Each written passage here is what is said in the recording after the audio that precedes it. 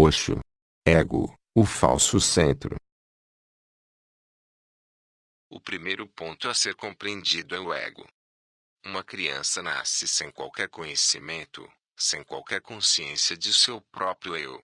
E quando uma criança nasce, a primeira coisa da qual ela se torna consciente não é ela mesma. A primeira coisa da qual ela se torna consciente é o outro. Isso é natural, porque os olhos se abrem para fora, as mãos tocam os outros, os ouvidos escutam os outros, a língua saboreia a comida e o nariz cheira o exterior. Todos esses sentidos abrem-se para fora. O nascimento é isso. Nascimento significa vir a esse mundo, o mundo exterior. Assim, quando uma criança nasce, ela nasce nesse mundo. Ela abre os olhos e vê os outros. O outro significa o tu. Ela primeiro se torna consciente da mãe. Então, pouco a pouco, ela se torna consciente de seu próprio corpo. Esse também é o outro, também pertence ao mundo. Ela está com fome e passa a sentir o corpo. Quando sua necessidade é satisfeita, ela esquece o corpo. É dessa maneira que a criança cresce. Primeiro ela se torna consciente do você, do tu, do outro. E então, pouco a pouco, contrastando com você, com tu, ela se torna consciente de si mesma. Essa consciência é uma consciência refletida. Ela não está consciente de quem ela é. Ela está simplesmente consciente da mãe e do que ela pensa a seu respeito. Se a mãe sorri, se a mãe aprecia a criança, se diz você é bonita, se ela abraça e a beija, a criança sente-se bem a respeito de si mesma. Assim, um ego começa a nascer. Através da apreciação, do amor, do cuidado, ela sente que é ela boa, ela sente que tem valor, ela sente que tem importância. Um centro está nascendo. Mas esse centro é um centro refletido. Ele não é o ser verdadeiro. A criança não sabe quem ela é, ela simplesmente sabe o que os outros pensam a seu respeito. E esse é o ego, o reflexo, aquilo que os outros pensam. Se ninguém pensa que ela tem alguma utilidade, se ninguém a aprecia, se ninguém lhe sorri, então, também, um ego nasce, um ego doente, triste, rejeitado, como uma ferida, sentindo-se inferior, sem valor. Isso também é ego. Isso também é um reflexo. Primeiro a mãe. A mãe, no início, significa mundo. Depois os outros se juntarão à mãe, e o mundo irá crescendo. E quanto mais o mundo cresce, mais complexo o ego se torna, porque muitas opiniões dos outros são refletidas. O ego é um fenômeno cumulativo, um subproduto do viver com os outros. Se uma criança vive totalmente sozinha, ela nunca chegará a desenvolver um ego. Mas isso não vai ajudar. Ela permanecerá como um animal. Isso não significa que ela virá conhecer o seu verdadeiro eu, não. O verdadeiro só pode ser conhecido através do falso. Portanto, o ego é uma necessidade. Temos que passar por ele. Ele é uma disciplina. O verdadeiro só pode ser conhecido através da ilusão. Você não pode conhecer a verdade diretamente. Primeiro você tem que conhecer aquilo que não é verdadeiro. Primeiro você tem que encontrar o falso. Através desse encontro, você se torna capaz de conhecer a verdade. Se você conhece o falso como falso, a verdade nascerá em você. O ego é uma necessidade social, é um subproduto social. A sociedade significa tudo que está ao seu redor, não você, mas tudo aquilo que o rodeia. Tudo, menos você, é a sociedade. E todos refletem. Você irá à escola e o professor refletirá quem você é. Você fará amizade com as outras crianças e elas refletirão quem você é. Pouco a pouco, todos estarão adicionando algo ao seu ego, e todos estarão tentando modificá-lo, de modo que você não se torne um problema para a sociedade. Eles não estão interessados em você. Eles estão interessados na sociedade. A sociedade está interessada nela mesma, e é assim que deveria ser. Eles não estão interessados no fato de que você deveria se tornar um conhecedor de si mesmo. Interessa-lhes que você se torne uma peça eficiente no mecanismo da sociedade. Você deveria ajustar-se ao padrão. Assim, estão interessados em dar-lhe um ego que se ajuste à sociedade. Ensinam-lhe a moralidade. Moralidade significa dar-lhe um ego que se ajuste à sociedade. Se você for imoral, você será sempre um desajustado em um lugar ou outro. Moralidade significa simplesmente que você deve se ajustar à sociedade. Se a sociedade estiver em guerra, a moralidade muda. Se a sociedade estiver em paz, existe uma moralidade diferente. A moralidade é uma política social. É diplomacia. E toda criança deve ser educada de tal forma que ela se ajuste à sociedade. E isso é tudo, porque a sociedade está interessada em membros eficientes. A sociedade não está interessada no fato de que você deveria chegar ao autoconhecimento. A sociedade cria um ego porque o ego pode ser controlado e manipulado. O eu nunca pode ser controlado e manipulado. Nunca se ouviu dizer que a sociedade estivesse controlando o eu. Não é possível. E a criança necessita de um centro. A criança está absolutamente inconsciente de seu próprio centro. A sociedade lhe dá um centro e a criança pouco a pouco fica convencida de que esse é o seu centro, o ego dado pela sociedade. Uma criança volta para casa. Se ela foi o primeiro lugar de sua sala, a família inteira fica feliz. Você a abraça e beija. Você a coloca sobre os ombros e começa a dançar e diz que linda criança. Você é um motivo de orgulho para nós. Você está dando um ego para ela, um ego sutil. E se a criança chega em casa abatida, fracassada, foi um fiasco na sala, ela não passou de ano ou tirou o último lugar, então ninguém aprecia e a criança se sente rejeitada. Ela tentará com mais afinco na próxima vez, porque o centro se sente abalado. O ego está sempre abalado, sempre à procura de alimento, de alguém que o aprecie. E é por isso que você está continuamente pedindo atenção. Você obtém dos outros a ideia de quem você é. Não é uma experiência direta.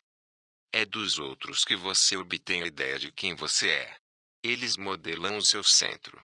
Mas esse centro é falso, enquanto que o centro verdadeiro está dentro de você.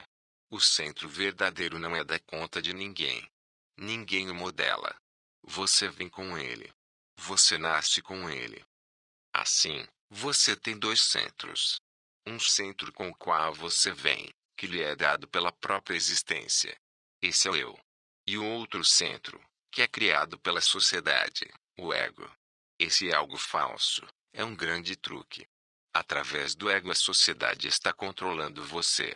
Você tem que se comportar de uma certa maneira, porque somente assim a sociedade irá apreciá-lo. Você tem que caminhar de uma certa maneira, você tem que rir de uma certa maneira, você tem que seguir determinadas condutas, uma moralidade, um código. Somente assim a sociedade o apreciará, e se ela não o fizer, o seu ego ficará abalado. E quando o ego fica abalado, você já não sabe onde está, você já não sabe quem você é. Os outros deram-lhe a ideia. E essa ideia é o ego. Tente entendê-lo o mais profundamente possível, porque ele tem que ser jogado fora. E a não ser que você o jogue fora, nunca será capaz de alcançar o eu. Por estar viciado no falso centro, você não pode se mover, e você não pode olhar para o eu. E lembre-se, vai haver um período intermediário, um intervalo, quando o ego estará se despedaçando, quando você não saberá quem você é, quando você não saberá para onde está indo, quando todos os limites se dissolverão. Você estará simplesmente confuso, um caos.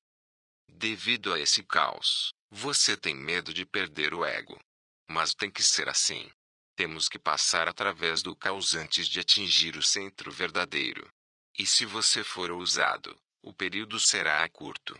Se você for medroso e novamente cair no ego, e novamente começar a ajeitá-lo, então, o período pode ser muito, muito longo, muitas vidas podem ser desperdiçadas. Até mesmo o fato de ser infeliz lhe dá a sensação de eu sou. Afastando-se do que é conhecido, o medo toma conta. Você começa a sentir medo da escuridão e do caos, porque a sociedade conseguiu clarear uma pequena parte de seu ser. É o mesmo que penetrar numa floresta. Você faz uma pequena clareira, você limpa um pedaço de terra, você faz um cercado, você faz uma pequena cabana, você faz um pequeno jardim, um gramado, e você sente-se bem. Além de sua cerca, a floresta, a selva. Mas aqui dentro tudo está bem. Você planejou tudo. Foi assim que aconteceu. A sociedade abriu uma pequena clareira em sua consciência. Ela limpou apenas uma pequena parte completamente, e cercou-a. Tudo está bem ali. Todas as suas universidades estão fazendo isso. Toda a cultura e todo o condicionamento visam apenas limpar uma parte, para que ali você possa se sentir em casa. E então você passa a sentir medo. Além da cerca existe perigo. Além da cerca você é, tal como você é dentro da cerca, e sua mente consciente é apenas uma parte, 1/10 de todo o seu ser. 9/10 estão aguardando no escuro. E dentro desses 9/10, em algum lugar, o seu centro verdadeiro está oculto. Precisamos ser ousados, corajosos. Precisamos dar um passo para o desconhecido. Por um certo tempo, todos os limites ficarão perdidos. Por um certo tempo, você vai se sentir atordoado. Por um certo tempo, você vai se sentir muito amedrontado e abalado, como se tivesse havido um terremoto. Mas se você for corajoso e não voltar para trás, se você não voltar a cair no ego, mas for sempre em frente, existe um centro oculto dentro de você, um centro que você tem carregado por muitas vidas. Esse centro é a sua alma, o eu. Uma vez que você se aproxime dele, tudo muda, tudo volta a se assentar novamente. Mas agora esse assentamento não é feito pela sociedade. Agora, tudo se torna um cosmos e não um caos. Nasce uma nova ordem. Mas essa não é a ordem da sociedade. Essa é a própria ordem da existência. É o que Buda chama de Dharma, Lao Tzu chama de Tao, Heráclito chama de Logos. Não é feita pelo homem, é a própria ordem da existência. Então, de repente tudo volta a ficar belo, e pela primeira vez, realmente belo, porque as coisas feitas pelo homem não podem ser belas. No máximo você pode esconder a feiura delas, isso é tudo. Você pode enfeitá-las, mas elas nunca podem ser belas. O ego tem uma certa qualidade, a de que ele está morto. Ele é de plástico. E é muito fácil obtê-lo, porque os outros o dão a você. Você não precisa procurar por ele, a busca não é necessária. Por isso, a menos que você se torne um buscador à procura do desconhecido, você ainda não terá se tornado um indivíduo. Você é simplesmente mais um na multidão. Você é apenas uma turba. Se você não tem um centro autêntico, como pode ser um indivíduo? O ego não é individual. O ego é um fenômeno social, ele é a sociedade, não é você. Mas ele lhe dá um papel na sociedade, uma posição na sociedade. E se você ficar satisfeito com ele, você perderá toda a oportunidade de encontrar o eu. E por isso você é tão infeliz. Como você pode ser feliz com uma vida de plástico? Como você pode estar em êxtase e ser bem-aventurado com uma vida falsa? E esse ego cria muitos tormentos. O ego é o inferno. Sempre que você estiver sofrendo, tente simplesmente observar e analisar, e você descobrirá que, em algum lugar, o ego é a causa do sofrimento. E o ego segue encontrando motivos para sofrer. E assim as pessoas se tornam dependentes, umas das outras. É uma profunda escravidão. O ego tem que ser um escravo. Ele depende dos outros. E somente uma pessoa que não tem ego é, pela primeira vez, um mestre. Ele deixa de ser um escravo. Tente entender isso. E comece a procurar o ego, não nos outros. Isso não é da sua conta, mas em você. Toda vez que se sentir infeliz, Imediatamente feche os olhos e tente descobrir de onde a infelicidade está vindo. E você sempre descobrirá que o falso centro entrou em choque com alguém. Você esperava algo e isso não aconteceu. Você espera algo e justamente o contrário aconteceu. Seu ego fica estremecido. Você fica infeliz. Simplesmente olhe. Sempre que estiver infeliz, tente descobrir a razão. As causas não estão fora de você. A causa básica está dentro de você, mas você sempre olha para fora. Você sempre pergunta: quem está me tornando infeliz? Quem está causando a minha raiva? Quem está causando a minha angústia? Se você olhar para fora, você não perceberá. Simplesmente feche os olhos e sempre olhe para dentro. A origem de toda a infelicidade, da raiva e da angústia, está oculta dentro de você. É o seu ego. E se você encontrar a origem, será fácil ir além dela. Se você puder ver que é o seu próprio ego que lhe causa problemas, você vai preferir abandoná-lo, porque ninguém é capaz de carregar a origem da infelicidade, uma vez que a tenha entendido. Mas lembre-se, não há necessidade de abandonar o ego. Você não o pode abandonar.